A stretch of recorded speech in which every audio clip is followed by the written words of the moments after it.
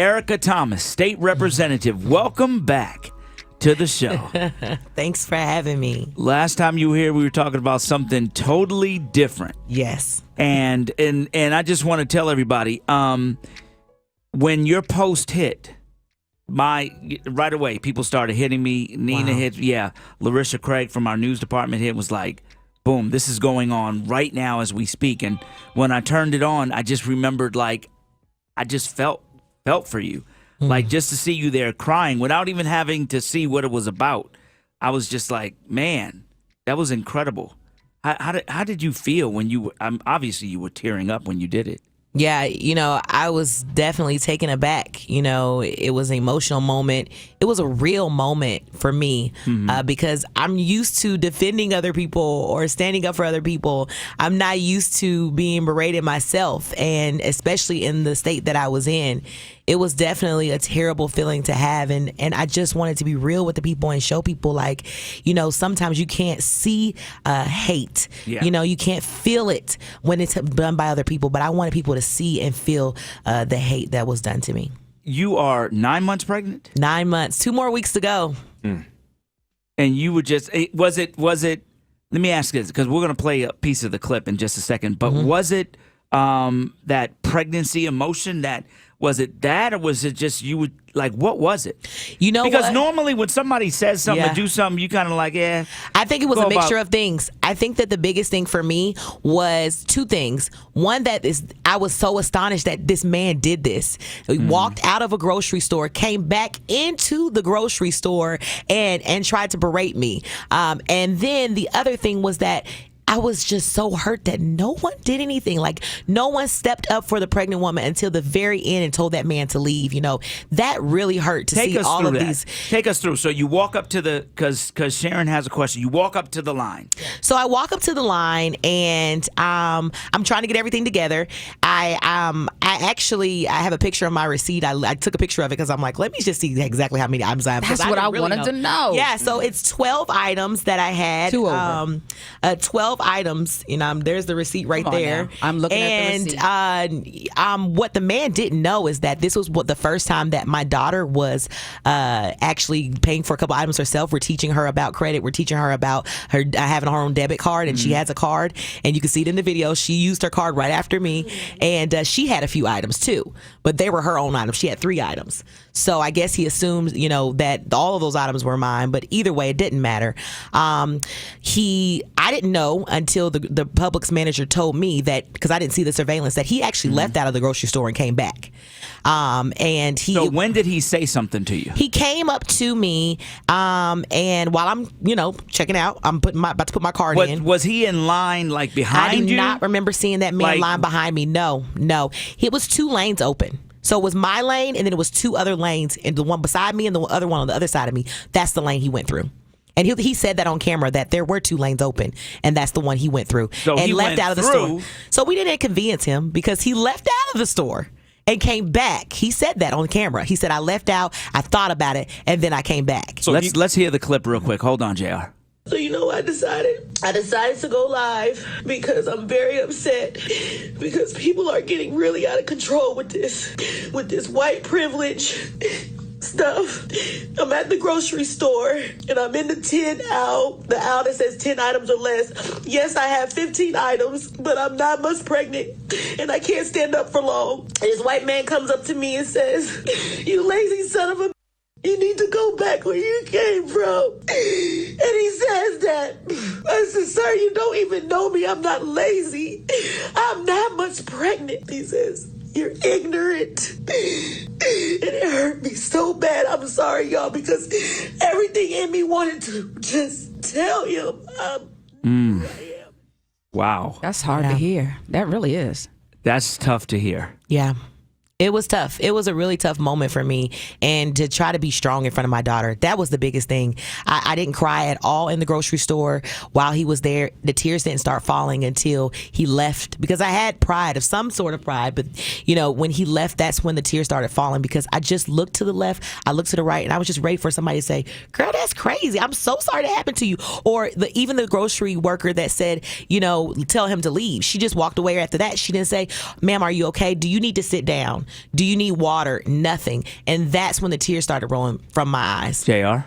Yeah, what's new to me is what you're saying about how he was in a different aisle. He wasn't. He wasn't even behind you. Yeah, he left. He had his groceries in his hand his bagged groceries in his hand when he came back to talk. So to me. he paid for his items in another aisle. Yeah. Paid, went outside, and came back just to tell you that. You got it. And he admitted to doing that. And this the craziest thing is when I was crying, I didn't even know, that had happened. He admitted to doing all that, which makes it even more further damage. Just like they said, it's premeditated. It was premeditated. That is just like what the police said. It's premeditated. Oh, Sharon? You face so much, right? I mean, we know the position you hold. And I've gotten this question too. We all have. Mm-hmm. Why not just ignore it? I mean, it's ignorant. The onus should not be on you. But in that moment, your daughter's there. Why did you choose to push back? You know what? I have a responsibility as the position that I hold. I have a responsibility to speak out for other people. And, I was hurting. I looked messed up. But I put myself and made myself vulnerable because people need to see that this is not right. Mm-hmm. And hopefully by my video, somebody would think twice before saying, I'm going to go up to someone and berate them because you don't know who people are. You don't know what influences they have. You were teaching your daughter too? Definitely teaching my daughter to stick up for herself, teaching her and showing her, look, you don't just let people do that. And what really made me upset was when we walked out of the grocery store and the quote my daughter said was, why would he call you a lazy SO? And I'm like, those are not words you say. That people have hate in their heart. And I had to show her that this is not right. We hear that side of the story. You hold a press conference, and in the middle of the press conference, the guy walks up. Yeah. And they asked him what happened. Mm-hmm. This is what he said. I walked in, bought my 3 items. There were 3 checkout lanes. One was an express. The other 2 were empty. I kept my tongue shut. I walked and paid for my items in one of the empty lanes. This lady I noticed had about 20 items on the conveyor. I walked up to the 2 customer service associations from Publix, asked them what can be done in a nice manner. They said, corporate policy, we can't do anything, but you as a customer can say something.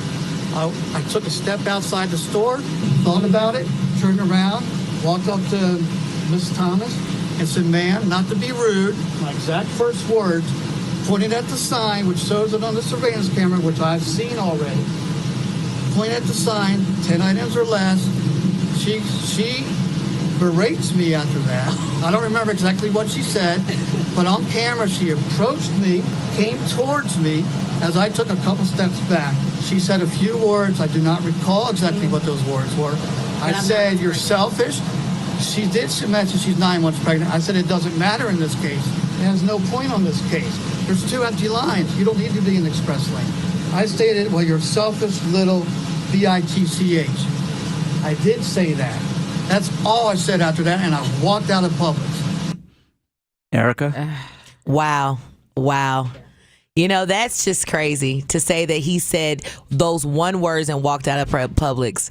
And even if he said that, it's still terrible. The fact that this man admitted to walking out of the Publix, coming back into the Publix just to say something to me and to call me an SOB. And he admits to saying it, and he did not say that, I cussed him out first or anything like that. No, you came at me and called me an SOB in front of my child, and after I told you I'm 9 months pregnant. Let's go to the phones real quick. Let's go to line number 1, Wayne. Line number 2 first, Brian in Midtown. Go right ahead. Brian? Hey, Frank, good morning. So my question to Ms. Thomas is, what exactly was said to you? Because you have very contradicting statements. And the man clearly told you that he's not Caucasian, he is Cuban. So that's my question. What exactly was said to you? Because I am here to support you. And I think the black community is here to support you, but we don't want to run somebody that is race baiting. So help us out here. Clarify, please.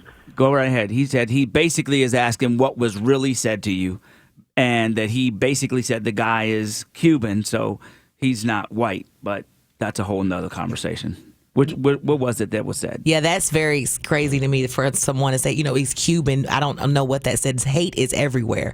But at the end of the day, he called me what he said he called me, and I don't even have to repeat it because he said that he called me that. And then I said, you don't know me. You do not know me. And what about the fact that he said you came up to him?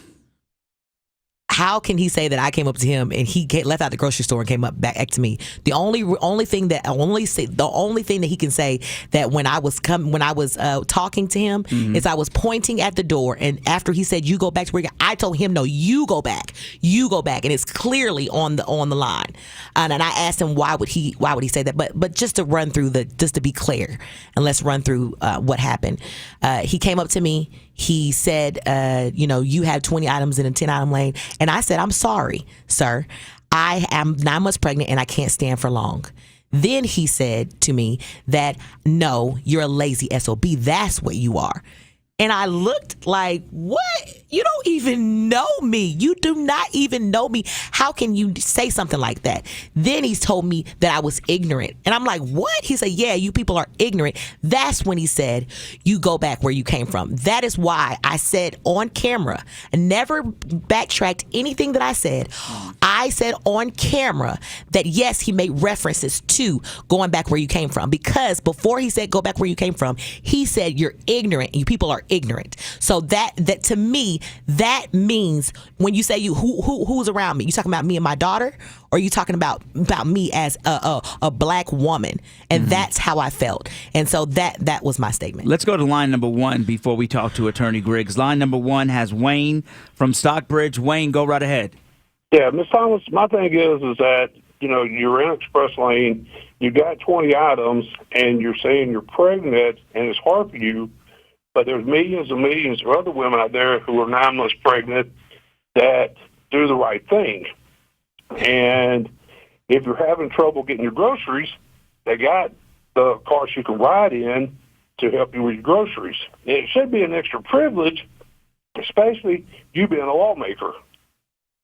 What'd you say about that? That's funny that you say that, because I didn't mention to that man that I was a lawmaker. I never said nothing. Oh, I'm doing this because I'm a lawmaker, so we should not bring me being a lawmaker into it. But what I will say, and I would like for my attorney... he was basically saying, what he's trying to say is, as a lawmaker, you of all people should follow the rules. Because you make the rules. So again, I speak to that with saying, when you go into the line, do you count every single item that you have, or you say, oh, I don't have that many items, let me go to the 10-hour lane. And as my receipt says, I had 12 items.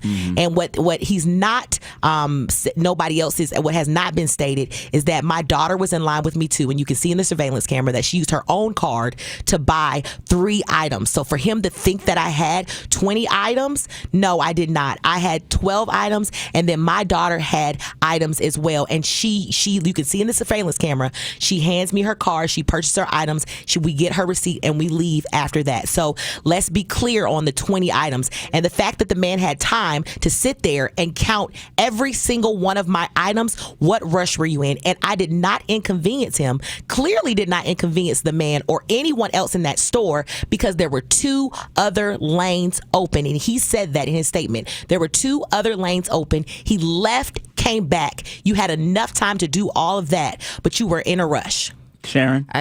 Some of this is not in dispute, and I can see your emotion, and my blood's getting ready to boil over here. The details here, the minutia. I see your attorney sitting next to you, Attorney Griggs, and that does matter. However, to think that we're talking about an express lane, let's say you did have 20 items. I saw the receipt. There was only 12.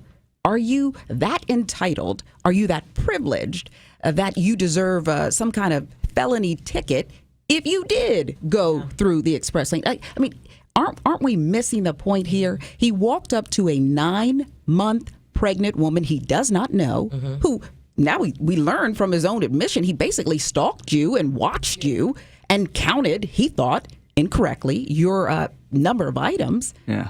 And then he approached you and called you the B word. Shouldn't we focus on that? Are you upset about how the narrative has shifted? She's changed her story. The devil's in the detail.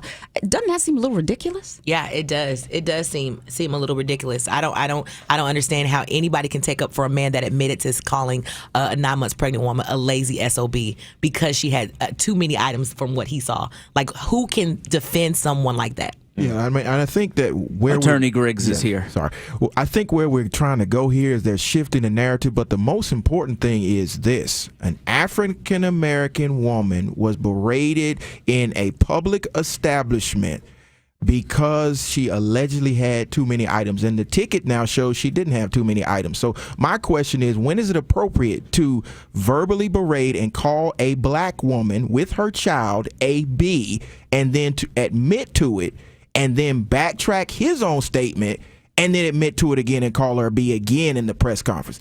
This is about standing up for African-American women. We need to wrap our arms around Representative Thomas and any other woman that is attacked in this way, and this man needs to be held accountable, because even in his own statements, he admits to going out of the establishment, coming back into the establishment, calling her a name in front of her child, and then continuing to berate her. So I don't know why the narrative is trying to be shifted. This is about accountability for him. She's been consistent from the very beginning to now. Her story has not changed, and we need to focus on the individual who's now admitted to what he's done. JR? You talk about verbal accountability, and he's the one who came at you and said these disgusting things. What are those next steps? Are you looking to get him charged on harassment? What are those next steps? Well, I mean, in Georgia, it's a violation of the law. It's simple assault, and it's cruelty to children in the third degree. So we have at least 2 misdemeanors. We will be making contact. I believe my client has already made contact with the solicitor, and if we don't receive the justice that we need, we will go to the magistrate court and we will pursue this. We've already filed a formal police report, and we want the record to be clear. She had no reason to be attacked in the way she was attacked. I feel the entitlement of this individual by coming back up to the Publix and interrupting a press conference where she was getting out her story. We need to support her. That's why when I saw the video, it touched my heart as a father of a young African-American female. At no point should she be treated that way, and people should have come to her aid. 404-741-WVEE. Sharon, this is crazy. It's crazy, and it strikes me, and you made the point before the break. Is this where we are, Frank? I mean, let's say she's in that line. She has 50 items. What I would see is a pregnant mother, and I would tell my daughter, go help her. Can you go help her? Where's the compassion? He said, that has nothing to do with it. You're pregnant. Where's the compassion? Are we not human beings anymore? That's what really, really strikes me.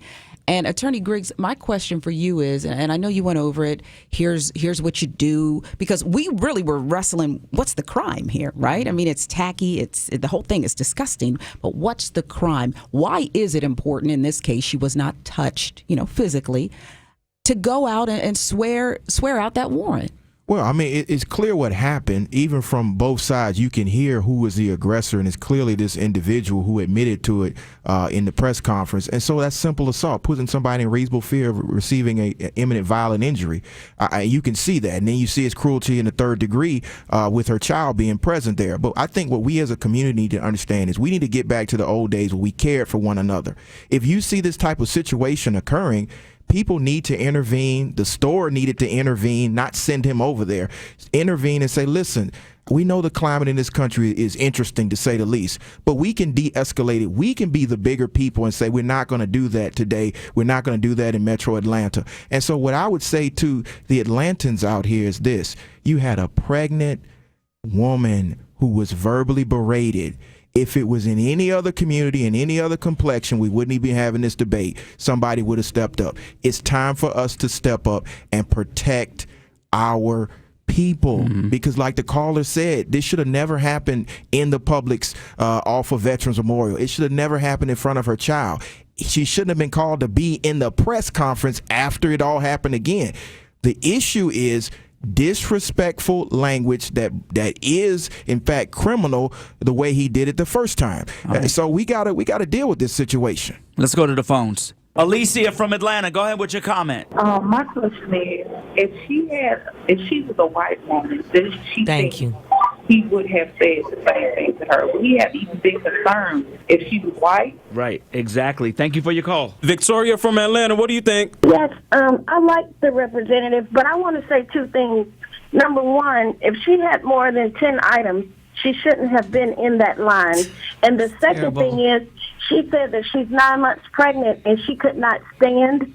She stood outside for maybe 20, 30 minutes arguing with the man on camera. So she couldn't have been that distressed. So I don't think that's fair. I mean, let's be fair. You shouldn't be in that line whether you're pregnant or not if you have more than 10 items. And in her Facebook post, she said, I have 15 items. Now she's saying I had 12 and my daughter had 3. What do you say to that, Erica? Because for one, I was upset. And just like exactly, that's what I assumed, that as I had about 15 items. The point was that I was admitting that I had more than 10 items.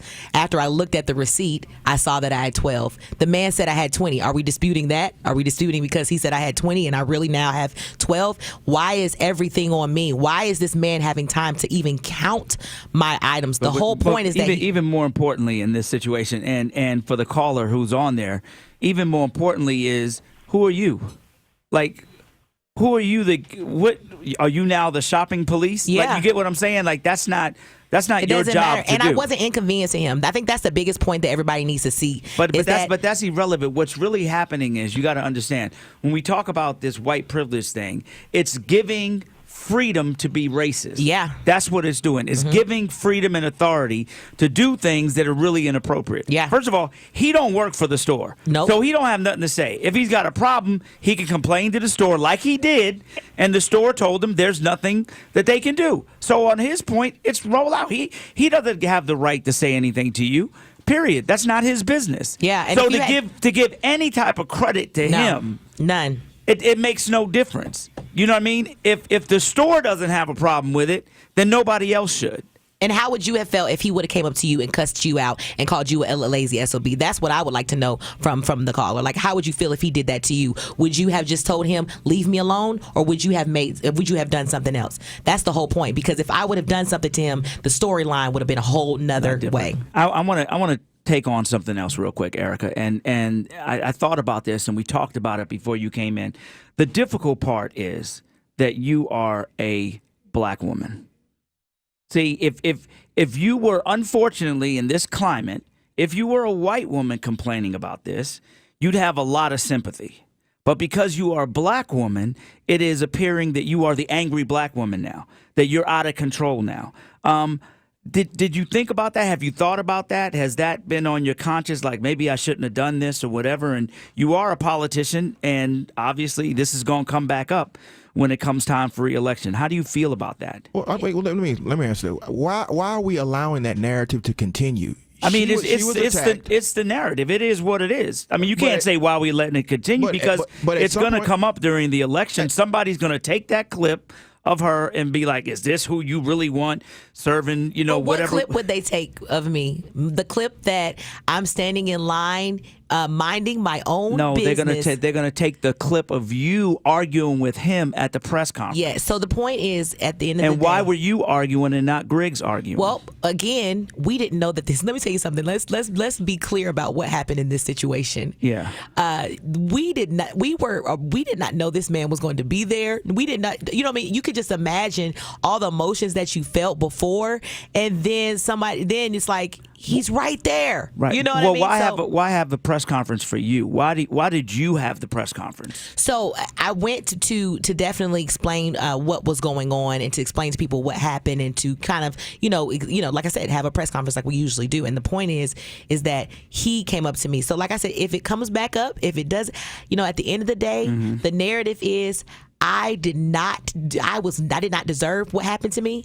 I was sitting there. 100%. I was minding my business, just like anyone else in the grocery lane. And the narrative is, this man came up to me, left out of the grocery store, came back up to me and did this. And just like you said, yes, I am a black woman. Would this have happened to someone else? I don't know what would have happened to somebody else. But at the end of the day, I was sitting there minding my own business. I gained nothing by this man coming up to me. I gained nothing by him saying what he said to me. I gained nothing by that. The only thing I wanted to do was get my groceries, help my daughter to get her groceries, and get out of that store. That was what my intentions to in that store today. And his intentions were to leave out of it. Was his intentions, because he left out of the store after he got his groceries and came back, so he wasn't inconvenienced. His intentions were to berate me and harass me. There's no argument with that. So that's at the end of the day, that is the narrative. That is, it doesn't matter how he said, what he said, all these different kind of things that are going on. At the bottom line is that I was minding my business, Sharon, getting my groceries. I sense the frustration again, both of you, Attorney Griggs too. Is this not a losing battle because of the climate we're in? And I mean it this way. You two are arguing reality. Yeah. What Frank raised was perception. That's undeniable. Okay. And I guess what I would ask you is, in the larger scheme of things, this cultural situation we're in now, particularly in America, do you see the ghost of Jim Crow, where any white person can question a person of color, whether it's over you had too many items in the express lane, or you're having a medical emergency, or you're barbecuing over here and you're not supposed to barbecue in the park, lemonade, or you're illegal. selling lemonade outside on the street. It all goes in the same pile.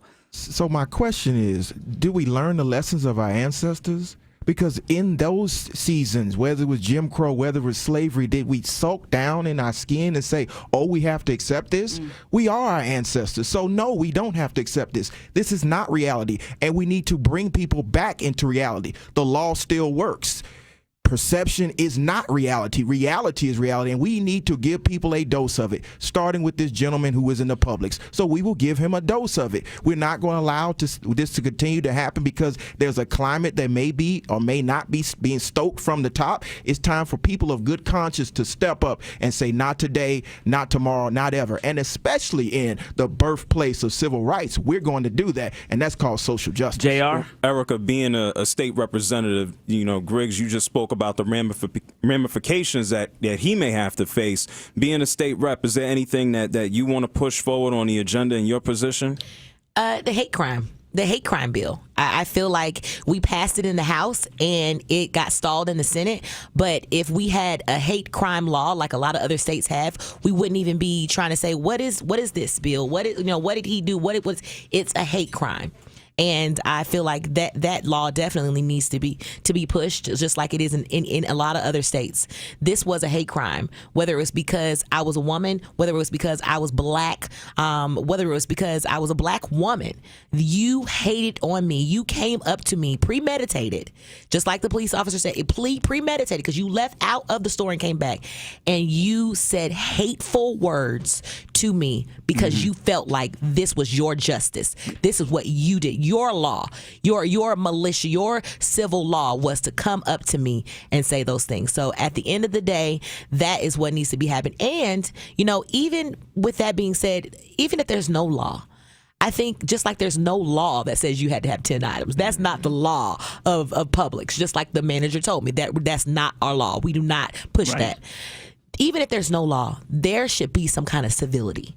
There should be something that says, no, you cannot walk up to this woman and curse her out and walk away. Speaking of that, Sharon, go ahead with the last question. Yeah, I have a daughter too, 7.5, and it's heartbreaking to think something like this would go down in front of her. Talk about the conversation afterwards that you had with your daughter. It was a crazy thing because she was so excited to get her a couple of items and to swipe her card and to do, she was really excited about this experience, and it was ruined by what happened. And so after the conversation, she said, why did he call you that, Mom? Why would he do that? And the conversation with her is that, Mom, Dakota, my daughter, there are a lot of hateful people in this world. There are people that will hate you because of anything, because your hair is long, because your hair is short, because you're short, because you're tall. There are people that will hate you just because of who you are. And you cannot give in to that hate. No. That is why I did not hurt that man. That is why I did not cuss him back, because my daughter was looking like, wait a minute, Mama, why didn't you do something? Why didn't you do more? Why didn't you do something? Because I wanted to show her that their hate is not going to come at me and make me so upset to where I'm going to jail and I jeopardize my 9-month-old, my daughter that's inside of me that's 9 months, and jeopardize my daughter because nobody, we won't have anybody there for her. I will not jeopardize my state of mind just because of what this man did and tried to get me out of my character, which he was unsuccessful at. Erica Thomas is our special guest. Thank you for coming in, Erica. Thank you. Attorney Griggs, thank you very much. And we'll be following this story.